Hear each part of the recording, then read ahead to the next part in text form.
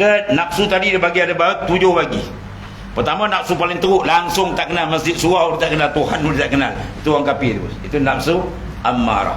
Dia naik sikit ada kesedaran, kebiasaan kita ada kesedaran. Dan kita nak jadi baik. Cuma kadang-kadang tahu dia nak handle lagi. Banyak jalan jatuh macam budak petatih. Itu dia panggil nafsu lawamah.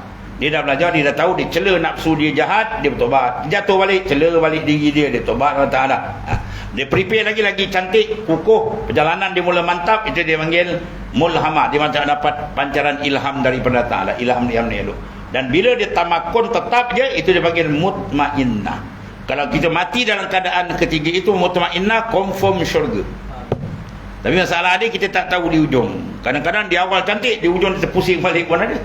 Kadang-kadang di awal teruk, di ujung pula dia cantik pun ada. Itu keadaan dia. Sebab dikira di ujung umur. Oleh kerana itu di ujung umur tempat kiraan. Dan ujung umur ni rahsia kita tak tahu. Tak besok datangkah bila. Maka kita sentiasa mengingati dia. Dalam setiap kelipan mata dan nafas. Fi kulli lamhatin wa nafas. Tiap-tiap lamhat, kelipan mata.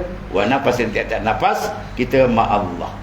Ya, kalimah la ilaha illallah itu sentiasa makna dia kita pakai. Mana kita berpandang ketuhanan Allah yang semua dalam genggaman dia. Dan setengah daripada genggaman dia apa? Qayyum. Apa makna qayyum?